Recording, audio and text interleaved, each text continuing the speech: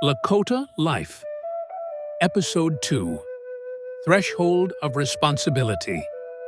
The camp stirred before the sun had fully cleared the horizon, not with urgency, but with the quiet movement of people who knew their work and did not need to speak much to begin it.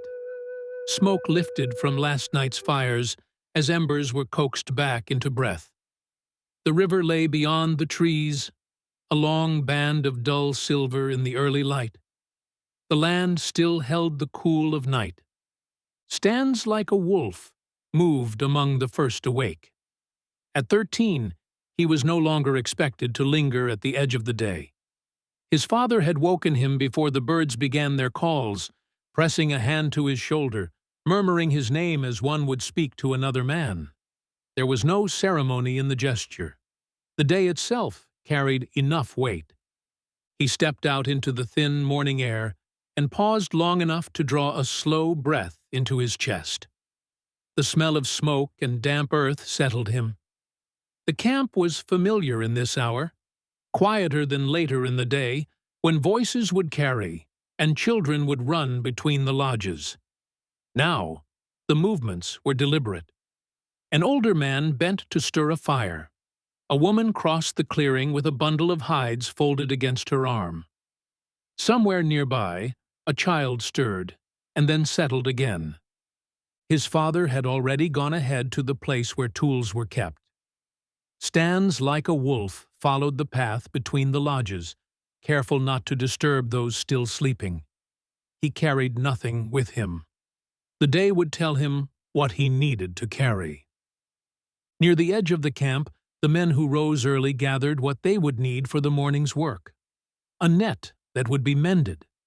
A knife that needed sharpening. Wood set aside for shaping into shafts. His father knelt beside a low rack where bundles of straightened wood had been laid to dry. He looked up as his son approached, his eyes assessing without judgment, noting the boy's posture, the way he stood with his weight balanced over his feet, alert without being restless. "You are awake before the light," his father said. Stands like a wolf nodded. It was not pride that lifted his chin, but acknowledgement. He had learned the rhythm of the camp by watching. Those who rose early did so because there was more to be done than could be named aloud. His father handed him a length of smoothed wood. "Check this one," he said. The boy turned it in his hands, feeling for any bend that would catch the eye only after the shaft was set. He held it up against the pale sky, sighting along its length. The wood was straight. He passed it back. They worked in silence for a while, the quiet broken only by the sound of stone against metal, of fibers being drawn tight and set. The morning grew brighter. A breeze moved through the grass beyond the camp and carried the smell of the river with it. When his father spoke again, it was not to correct him, but to set a measure. "You will come with me today," he said, "not to walk behind.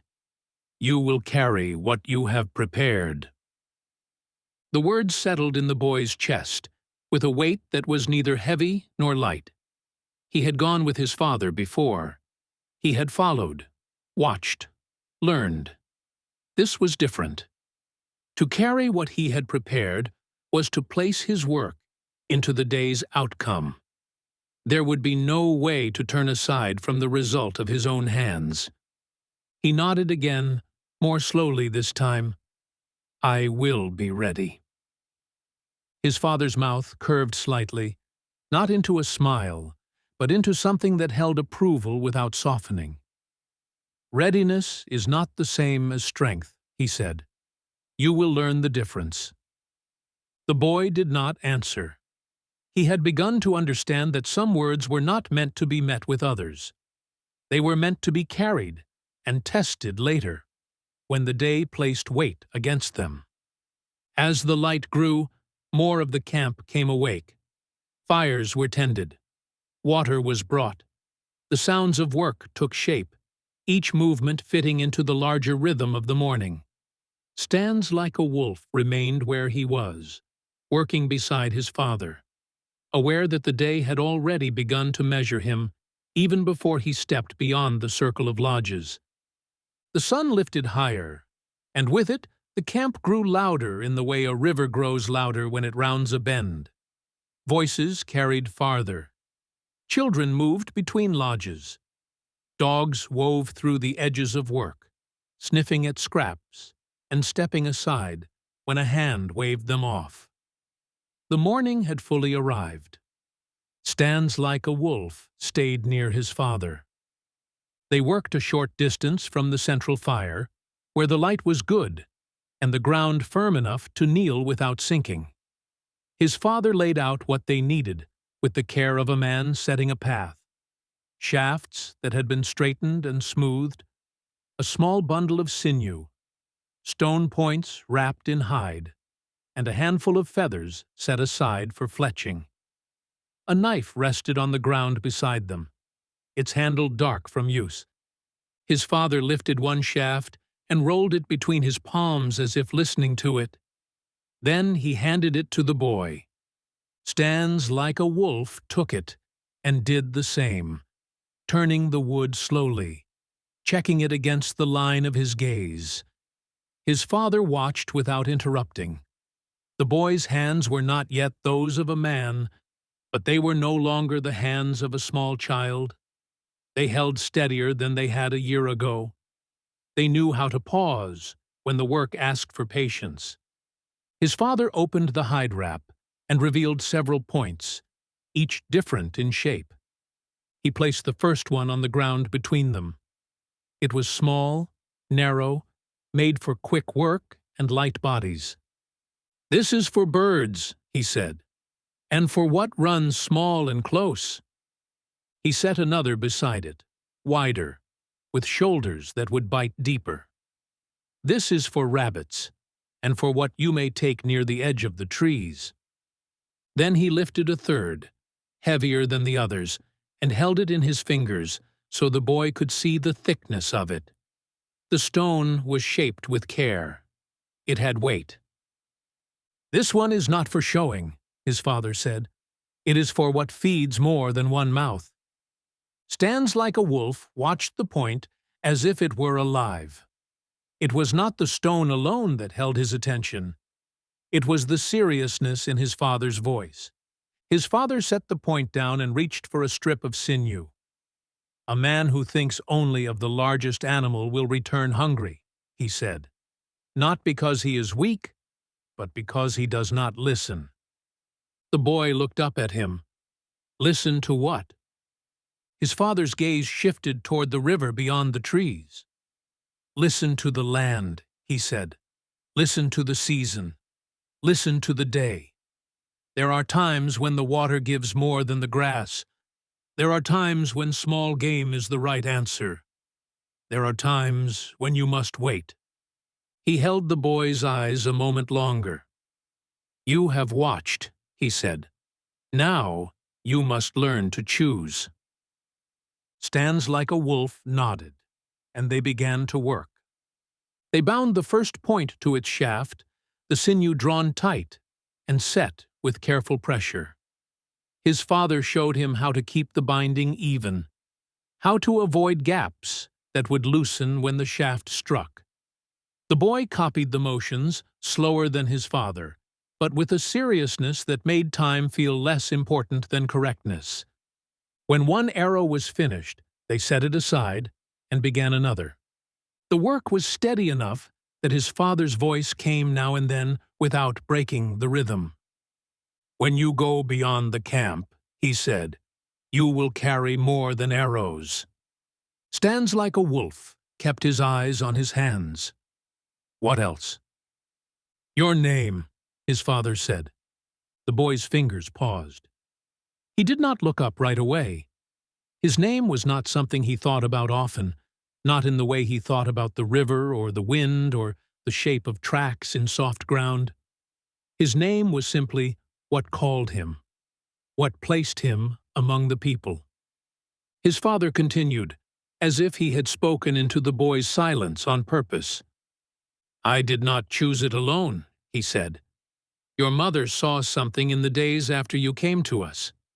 She told me what she saw, and I carried it to the grandfathers. They listened. Stands like a wolf. Lifted his eyes then. His attention sharpened.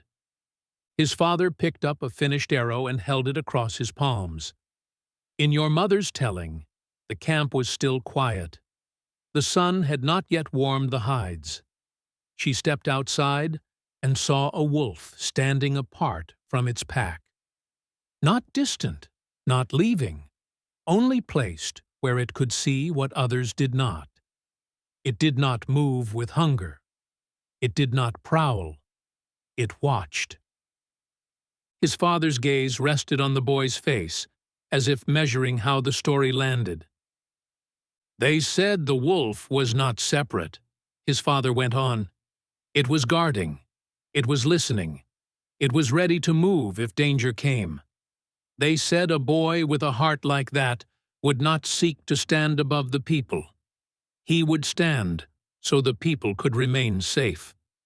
Stands like a wolf felt heat rise in his throat, the kind that came when a truth was spoken aloud and could not be turned away. He did not know how to respond to such words. He did not want to make them smaller by speaking too quickly. His father did not press him. He set the arrow down and returned to the work. So you were named, he said. Stands like a wolf. The boy looked down at his hands again and resumed the binding, but his mind did not stay only with sinew and stone.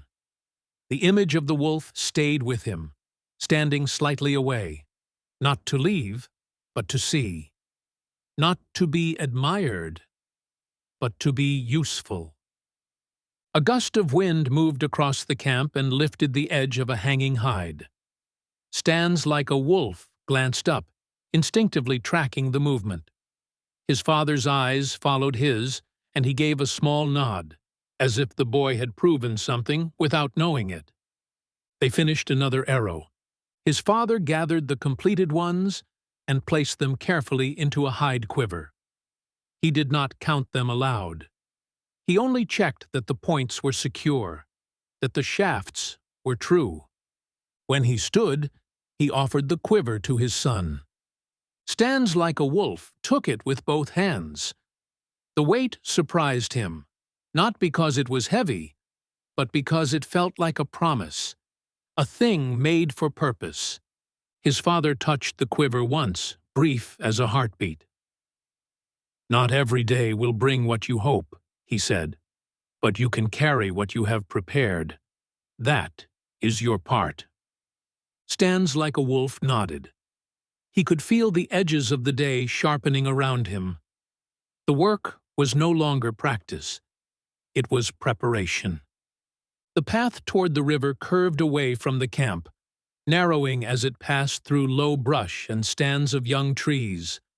Stands like a wolf walked with his father part of the way, then turned aside when his father motioned him onward alone. The boy felt the shift immediately. The space around him widened. The sounds of the camp fell back, replaced by the softer movement of wind through leaves and the steady murmur of water ahead. The place where the grandfathers sat was known to him, though he had never come to it on his own. The ground dipped slightly there, forming a shallow bend in the land where the river could be seen through a break in the trees. The men who had walked long years gathered there when they wanted to speak without raising their voices. They did not sit in a circle made by hands. The river made the circle for them. 2 elders were already there. One leaned against a fallen log, his hands resting on his knees. The other sat on the ground, with his back against a tree whose roots broke through the soil like fingers.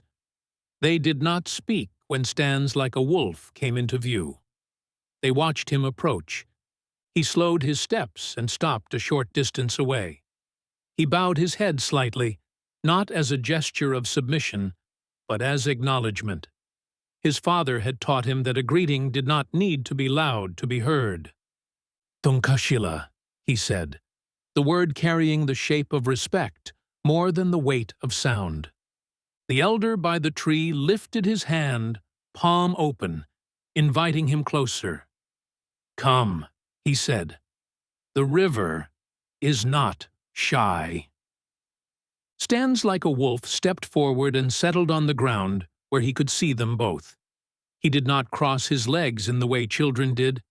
He sat as he had seen men sit, with his weight balanced, ready to rise if asked. The elder on the log studied him for a moment. "You walk differently than you did last winter," he said. "The ground knows your feet better now." Stands like a wolf inclined his head. He did not know whether this was praise or simply observation. "My father is helping me prepare arrows," he said. He chose his words carefully. He did not want to speak as if he were announcing himself. He spoke because the space had been given to him.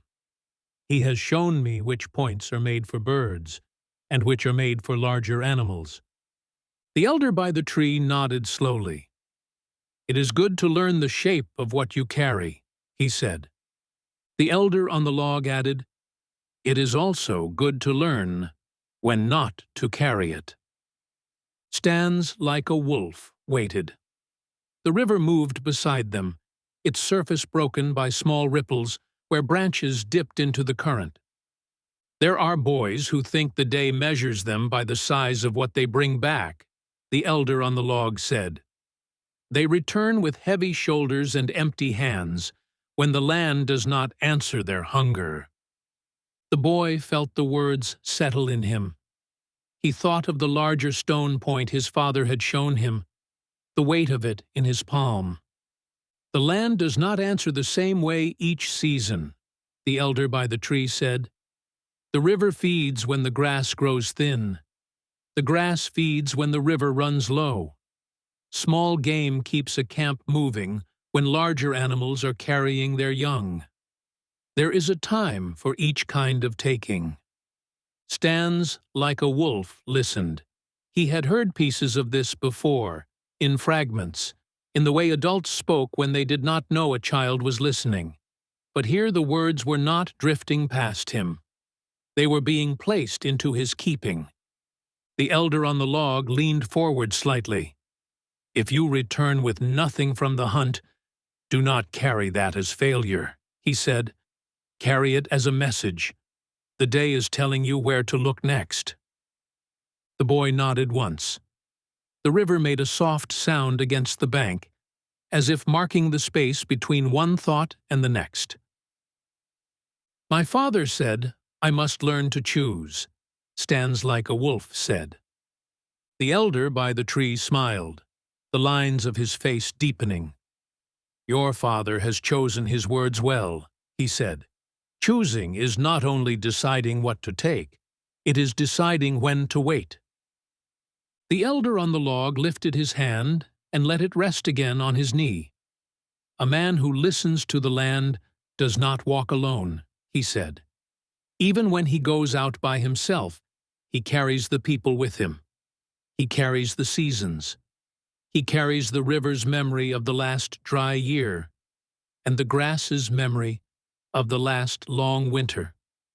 Stands like a wolf felt the truth of this without needing to understand it fully.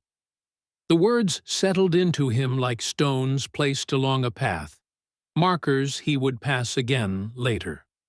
The elders did not tell him what to do next. They did not instruct him to hunt or to fish or to return to the camp. They allowed the space of the conversation to close on its own. When Stands like a wolf rose, he bowed his head again. "Thank you, Thunkashila," he said. The elder by the tree lifted his hand once more. "Walk with the day," he said. Stands like a wolf turned back toward the camp, the river at his side. The quiver rested against his back, the weight of the arrows a quiet reminder of what he carried. He felt no rush to move faster.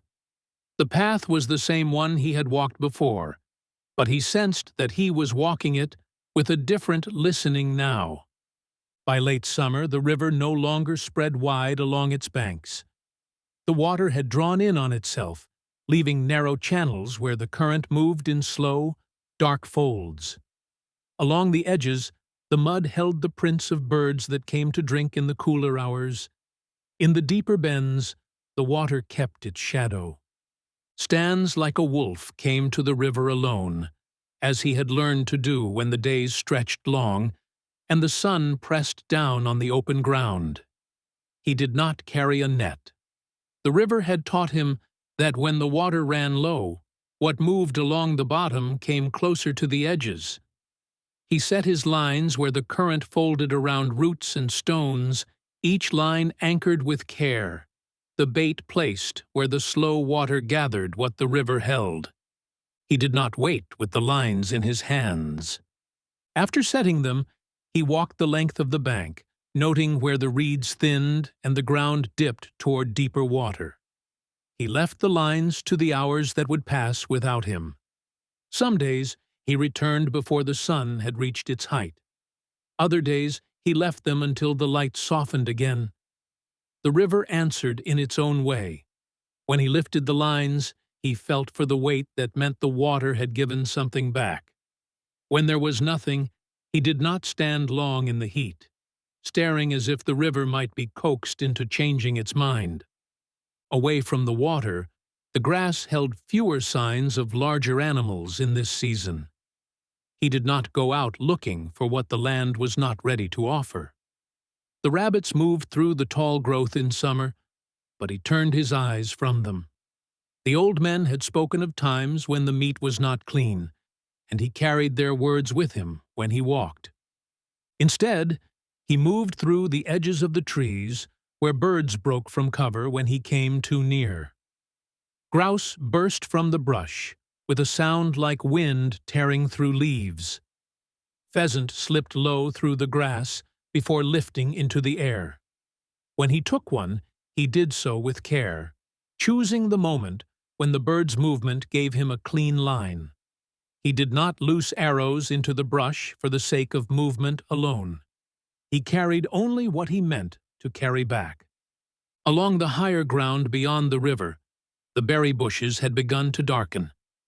He knew where they grew, where the land dipped just enough to hold moisture when the sun lingered too long overhead.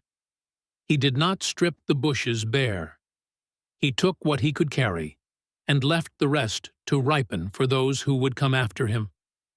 The berries stained his fingers as he gathered them, their sweetness a small offering of the season before the heat broke. When he returned to the river to check his lines, the water had shifted with the day. Sometimes the weight on the line came up slow and steady, the pull of a catfish holding to the bottom as if the river might still claim it. Sometimes the hook came back clean. He did not speak to the river when it gave nothing. He let the answer be what it was, and moved on to what the day still offered.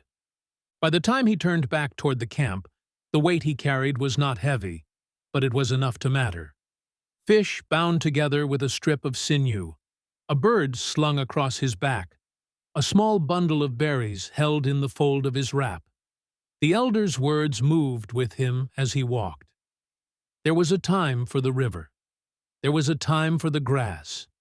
There was a time to leave what was not meant to be taken. He crossed the open ground without hurry. The camp lay ahead, its fires beginning to lift thin lines of smoke into the softening air. He did not feel the need to measure the day by what he carried. He felt only the steadiness of having listened to what the land had given. By the time the leaves had thinned to rust and gold along the trees, the mornings carried a sharper edge. Breath showed when the light was low. The nights had begun to settle colder against the ground, and the wind moved through the open places with less softness than it had in summer. "Stands like a wolf," told his father where he meant to go. It was not spoken as a request, and his father did not receive it as one. They stood near the place where tools were kept, the camp quieter now in the late season, as if the land itself had begun to draw its voice inward. "Take your bedroll," his father said. "The light does not always come back when you expect it." Stands like a wolf nodded. He had already gathered what he would carry. The quiver rested against his shoulder. A small bundle of dried meat and a skin for water were tied at his waist. The bedroll he had not forgotten. The weight of it was not much, but the meaning of it pressed differently against his back. It said he might not return before night set its claim on the ground. His father's eyes lingered on him for a moment longer than they had when he had gone to the river alone. There was no tightening in his jaw, no warning given for the sake of comfort. Only the simple measure of a man watching his son step into a longer distance than he had walked before. "Listen for the wind," his father said. "The land will tell you where not to stand." Stands like a wolf inclined his head. He turned and walked beyond the lodges, the camp's shapes falling away behind him. The ground carried the memory of other steps. Leaves lay scattered across the paths where deer had passed in the early light. He moved slowly, letting the land show him what it held. The open ground beyond the trees had changed its color with the season. The grass bent lower. The shadows fell longer even when the sun was high. He found sign where the earth had been turned by hooves, where the leaves had been pressed into softer ground. He followed without closing the distance too quickly, letting the wind carry his scent away from the path the deer had taken. The day did not hurry him. He did not hurry the day. When the deer stepped into the open place between the trees, the moment did not come to him with a rush. It came with a stillness that held him where he stood. He drew the bow as he had learned to do, not with the tight pull of wanting, but with the measured movement of choosing. The arrow flew cleanly. The deer fell within sight of where he stood. For a moment, Stands like a wolf did not move. The world seemed to hold its breath with him.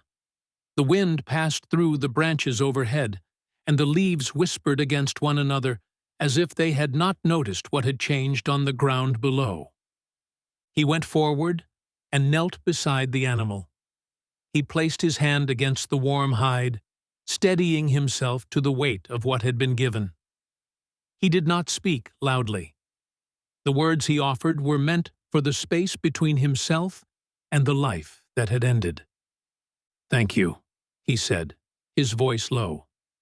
"Your life will feed more than my own." He rested his hand there a moment longer, not as apology, but as acknowledgement. Then he began the work he had been taught, taking care with each cut, leaving what would be taken back by the land in its own time. The evening drew closer as he worked. The light thinned. The air carried the first quiet promise of night. When he finished, he lifted the weight of the deer and turned toward the direction of the camp. The bedroll rested against his back. He did not hurry. The ground would darken before he reached the lodges, and he accepted that the day had shaped his return as it had shaped his going. Night had already laid its cool hand over the ground by the time Stands like a wolf reached the edge of the camp. The fires were low, their light held close to the earth. Smoke drifted in thin lines and settled into the dark. The camp had grown quiet in the way it did when the day had taken its full measure from the people. He did not call out when he came in from the trees. Those who were awake saw him by the shape of what he carried. The deer's weight rested across his shoulders, the bedroll pressed against his back.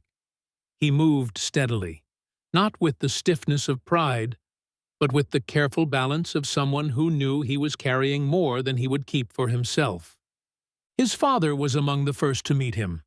He took the weight of the deer without speaking, helping to ease it down near the place where work was done when animals were brought in. The two of them knelt together. There were no words of praise given. There were no questions asked. His father looked at the cut of the hide, the way the work had been done, the care taken not to waste what the land had offered. He nodded once. Others came then, drawn by the quiet signal of what had returned with him. Hands reached for what would be needed. The work began without ceremony. The meat was divided with the same rhythm that had shaped the camp through other seasons. There was no counting done aloud. No one stood apart to measure what they would take. What had been given was passed into the keeping of the people. Stands like a wolf did not stand back from the work. He stayed near, offering his hands when they were needed, stepping aside when others knew the task better than he did. He did not look for his share. The elder's words moved through him as he worked. A man does not carry the people alone, even when he goes out by himself. When the work had settled into its quieter pace, the grandfathers drew closer. They did not come all at once. They stood where they could see him, where the light of the fire touched the lines of his face and the set of his shoulders. They did not speak to him immediately. They spoke to one another in low voices, their words carried by the smoke and the night air. Stands like a wolf felt their attention without turning to meet it.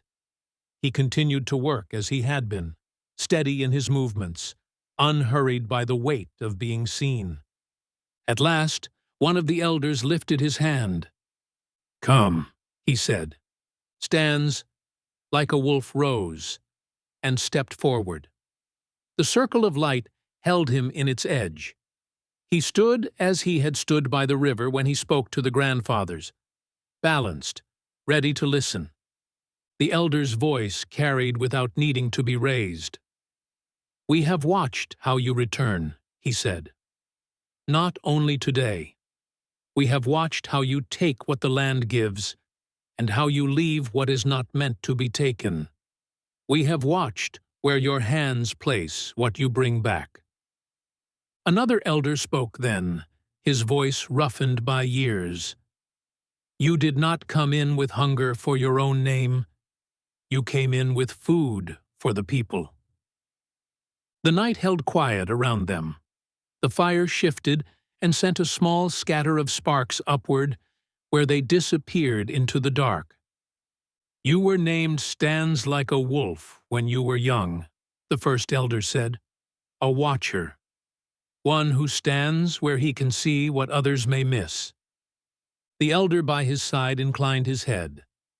"Tonight, we name what you have shown us." The people drew closer, not crowding, but listening with the same stillness that had settled over the work. "You stand with the people," the elder said. "You stand so the people may remain." From that night forward, the name Stands like a Wolf was no longer the one spoken for him in the circle. Among the people he was known as, "He stands with the people."